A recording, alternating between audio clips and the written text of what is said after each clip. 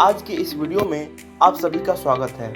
इस वीडियो को बनाने का मुख्य उद्देश्य यही था कि हम जान सकें कि भारत और पाकिस्तान में जो हमेशा हमले होते रहते हैं, युद्ध जैसे हालात बने रहते हैं, पाकिस्तान हमेशा आतंकवादियों को ट्रेन कर भारत में भेजता रहता है, तो आखिर इसका कारण है ही क्या?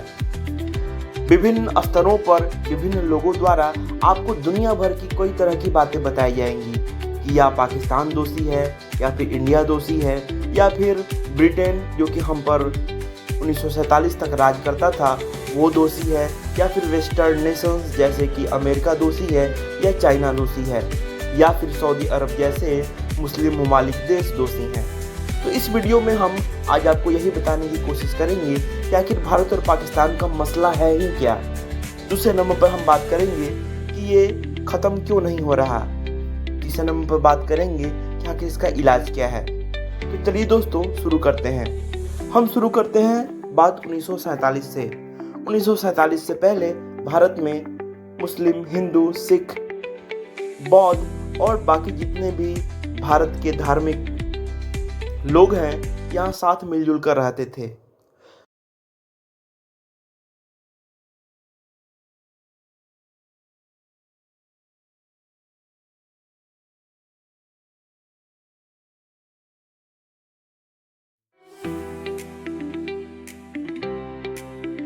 चलिए हम बात करते हैं बंटवारे के समय की, जब भारत और पाकिस्तान आज़ाद होने वाले थे।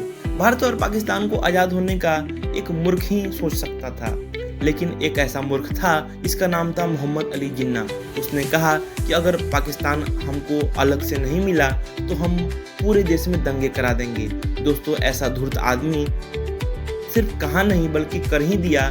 डायरेक्ट एक्शन डे के रूप में 1946 में और पूरे देश में दंगे करा दिए, सिर्फ इस नाम पर कि मुस्लिमों को अलग देश दिया जाए। अंत में थक हार कर लोगों ने यही सोचा कि चलो अगर हम पाकिस्तान को एक अलग देश दे देते हैं, अपनी मातृभूमि का टुकड़ा कर ही देते हैं, तो हमें थोड़ी सी शांति मिल जाएगी और आगे बढ़ने का, तरक्की करने का एक जरिया मिल जाएगा, काफ़ी समय मिल जाएगा। लेकिन दोस्तों, अगर एक मूर्ख बच्चे को आप हाथ में तलवार दे दोगे तो वो तो बस विनाश ही करेगा। और हुआ भी ठीक ऐसा ही कि जब आपने पाकिस्तान को आज़ाद कर दिया तो वो आगे बढ़ने की बजाय, अपने देश को तरक्की की राह पर ले जाने की बजाय पूरा का पूरे देश को आतंकवाद का एपिसेंटर बना चुका है। आज पाकिस्तान का कोई ऐसा गलियारा नहीं है जहां पर एक आपको टेररिस्ट न मिल जाए। वो टेररिस्ट की फैक्ट्री बनाते हैं। वो टेररिस्ट की फैक्ट्री एक टेरर मशीन के रूप में कार्य करते हैं। दोस्तों, अगर आप सोच रहे होंगे कि पाकिस्तान को आज़ादी देकर भारत ने अच्छा किया, तो ये हम सबकी बेवकूफ़ी होगी।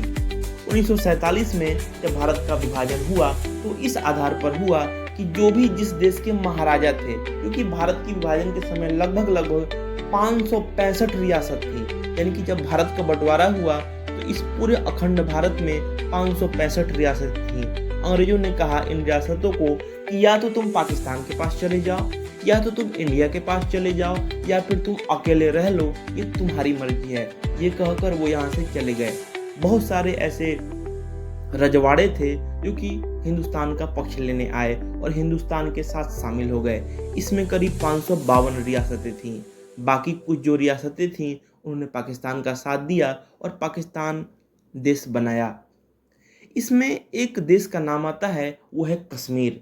कश्मीर वास्तव में एक अपना इंडिपेंडेंट, खुद मुख्तारी वाला देश था। कश्मीर ने कहा कि हम न पाकिस्तान की ओर जाएंगे न ही इंडिया की ओर।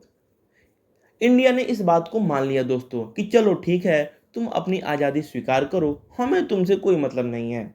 लेकिन फिर बात आती है 1947 के बाद, बस एक साल बाद पाकिस्तान ने अपनी हरकत दिखा ही दी। उसने कश्मीर पर हमला कर दिया। कश्मीर के राजा हरि सिंह ने भारत को चिट्ठी लिखी, वहाँ के प्रधानमंत्री तत्काल जवाहरलाल नेहरू को, कि आप हमारी मदद करें, सेना भेजें। लेकिन जवाहरलाल नेहरू और पंडित जी ने कहा, और सरदार वल्लभ भाई ने भी कहा कि भारत आपको सेना तभी भेजेकर मदद करेगा जब आप भारत में शामिल हो जाओगे। हरि सिंह ने एक दस्तखत कर ही दिया एक कागज़ पर और ये कहा कि चलो अब जम्मू कश्मीर भारत का हो गया। ये दोस्तों आपको जानने वाली बात है और समझने वाली बात है। जब अंग्रेज ये कह कर गए कि जो भी राजा हो, जिस स्टेट का, वो जहाँ जाना चाहे वो जा सकता है। और वहाँ के महाराजा हरि सिंह ने एक कागज़ पर ये हस्ताक्षर कर दिया कि अब जम्मू कश्मीर पूरा का पूरा हिंदुस्तान का है। तो फिर कोई भी देश दुनिया का ये कैसे क्लेम कर सकता है कि जम्मू कश्मीर मेरा है या फिर तुम्हारा है? ये राजा ने डिक्लेयर कर दिया। लेकिन पाकिस्तान इस पर नहीं माना और उसने फौज के साथ चढ़ाई कर दी। उनकी आतंकवादी गतिविधि ठीक 1947 से ही शुरू हो जाती है। जब उन्होंने कश्मीर में सेना भेजी तो उन्होंने दुनिया को दिखाने के लिए कहा कि ये तो सेना नहीं है, ये तो कबायली लोग हैं, ये तो टेररिस्ट हैं जो वहाँ गए हैं अपनी भूमि को आज़ाद कराने, क्योंकि कश्मीर में मुस्लिमों की संख्या ज़्यादा थी उस समय। उन्होंने इस बात का राग अलापा, लेकिन भारतीय फौज गई और उन्होंने सारे कबायलियों को और पाकिस्तानी फौजियों को दूर ढकेल दिया और मार गिराया। पंडित जवाहरलाल नेहरू ने ये सोचा कि चलो भाई, जितना तुमने कैप्चर कर लिया पाकिस्तानियों, तुमको छोड़ देते हैं, हमको तो साथ रहना है ना, हमको तो तरक्की करनी है। तो जवाहरलाल नेहरू ने उनको छोड़ दिया। फिर बात आती है 1965 की। 1965 में ठीक वही किया जो 1947 में 48 में किया था। पाकिस्तान ने कबायलियों को भेजा कश्मीर में और फिर कश्मीर को आज़ाद कराने की बात की। फिर वहाँ के प्रधानमंत्री भी कहे कि ये तो कबायली लोग हैं, इनका हमसे क्या लेना देना। आप इस बात को हमेशा याद रखना कि मैं कैसे बोल रहा हूँ, कि ये पाकिस्तान कैसे झूठ बोलते हैं। पहले इन्होंने कहा कि ये तो कबायली लोग हैं 1948 में भी, 1965 में भी इन्होंने यही कहा कि ये तो कबायली लोग हैं, इनका हमसे क्या लेना देना। जब भारत के प्रधानमंत्री लाल बहादुर शास्त्री ने अपनी सेना भेजी भारतीय फौज को, तो ठीक वही हुआ जो 1948 में हुआ था। पाकिस्तान ने अपनी फौज भी भेज दी और फिर भारत पाकिस्तान का युद्ध हुआ, जंग भारत जीता।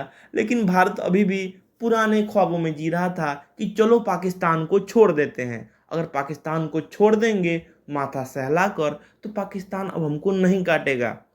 लेकिन ऐसा होना नहीं था, पाकिस्तान की फिर खुजली बढ़ती गई।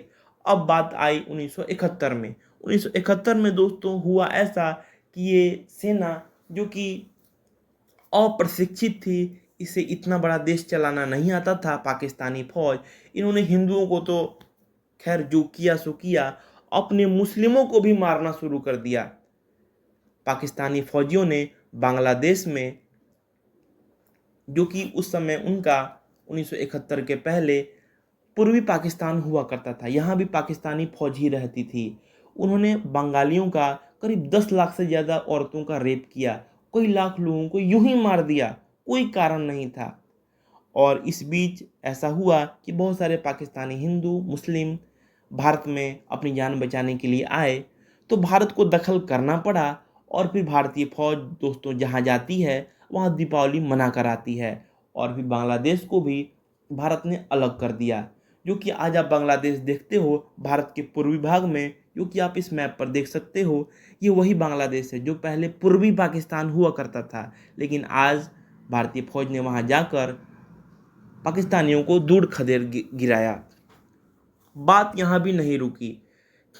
इंदिरा गांधी चाहती तो कश्मीर का मसला वहीं पर हल कर सकती थी, लेकिन इंदिरा गांधी का कहना था कि भारत हमेशा से सदियों पुरानी 5000 साल पुरानी हमारी हिस्ट्री है कि हम किसी का लैंड ग्रैब नहीं करना चाहते हैं, मतलब कि हम किसी और की भूमि को कब्जाना नहीं चाहते हैं। हम चाहते हैं कि सब कुछ शांति से होता रहे और दुनिया शांति से चलती रहे।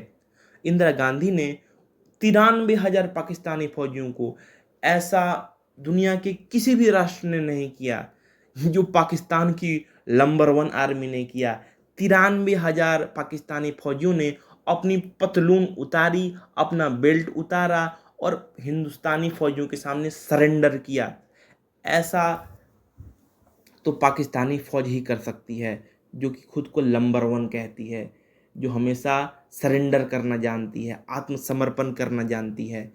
इंदिरा गांधी ने 93,000 फौजियों को मालगाड़ियों में भेज भेज कर पाकिस्तान पहुंचा दिया कि रखो अपने 93,000 डरपोक और कायर पाकिस्तानी फौजी। पाकिस्तान यहाँ भी नहीं माना, उसने फिर जो पाकिस्तान के इलाका उसके पास बचा हुआ था वहीं पर अपनी काली करतूतें शुरू कर दी। दोस्तों, आप लोग जानते होंगे कि पाकिस्तान हमेशा ये उठाता रहा है कि फ़लस्तीनियों का अत्याचार हो रहा है, फ़लस्तीनी मारे जा रहे हैं, फ़लस्तीनी तो मुसलमान हैं। आज आपको मैं एक बहुत ही रोचक जानकारी देना चाहता हूँ। ये 1970 का एक दौर था जबकि पाकिस्तानी फ़ौजी दोस्तों फ़लस्तीन गई थी और करीब 40,000 फ़लस्तीनी मुसलमानों का पाकिस्तानी फ़ौज ने कत्ल किया था। सोच लो ये किस तरह के मुस्लिम देश हैं जो कि मुस्लिमों का ही कत्ल करते हैं। अगर आपको आज भी लगता है कि पाकिस्तान एक मुस्लिम देश है तो खुद पर कम से कम रहम करो। पाकिस्तान एक कायर और एक आतंकवादियों का देश है। यहाँ मुस्लिम जैसी पाकिस्तानी फौजियों ने अपने लोगों के साथ-साथ बाकी लोगों पर भी अत्याचार जारी रखा। इन्होंने अब तो ये समझ लिया था कि हम भारत से सीधा नहीं लड़ सकते, तो इन्होंने टेरर कैंप्स ऑर्गेनाइज़ करना शुरू कर दिया। इन्होंने अपने ही देश को एक टेरर हब या एक आतंकवाद की फैक्ट्री के रूप में बदल दिया। अब पाकिस्तान से दुनिया को कोई ज्ञान नहीं मिल रहा था, बल्कि टेररिस्ट ऑर्गेनाइज़ेशन और आतंकवादी मिल रहे थे। इनका काम था पूरी दुनिया में आतंकवाद फैलाना। इन्होंने भारत में भी 1999 में भी कबायलियों के रूप में अपने आतंकवादियों को भेजा।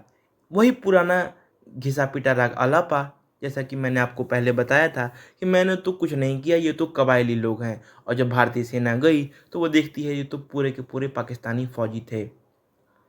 उसके बाद भी पाकिस्तान नहीं माना। उन्होंने 2001 के बाद भारतीय संसद जैसी पवित्र चीज़ पर आक्रमण किया, कई मंदिरों को उसने ध्वस्त किया। उसने 2008 के मुंबई जैसे हमले किए, उरी किया, पुलवामा किया और ये 2025 का पहलगाम किया। दोस्तों, अब आप ये समझ सकते हो कि आपसे कोई भी पूछे कि भारत पाकिस्तान में लड़ाई क्यों होती है? इसका कारण पाकिस्तान खुद है। इसका कारण कश्मीर नहीं है, हिंदुस्तान नहीं है, दुनिया की कोई ताकत नहीं है, बल्कि भारत और पाकिस्तान में जो भी लड़ाई है, जो भी तनाव है, उसका मुख्य कारण खुद पाकिस्तान है। जब तक पाकिस्तान इस धरती पर रहेगा, तब तक ये तनाव कम नहीं होगा। पाकिस्तान के मिटने से ही भारत को चैन और सुकून मिल सकता है। जो भी हुआ आप वीडियो में देख सकते हो कि कैसे पहलगाम का बदला लिया गया ऑपरेशन सिंदूर से और पाकिस्तान में रात को भारतीय सेना ने दिवाली जैसा माहौल बना दिया। ऐसा लग रहा था मानो रात में ही पाकिस्तान में सूर्योदय हो चुका है। इसके बाद भी पाकिस्तान ने भारत पर मिसाइल कई दागे बीते पिछली ही 7 तारीख की रात को, लेकिन भारतीय एयर डिफेंस सिस्टम ने इन सभी को ख़त्म कर दिया।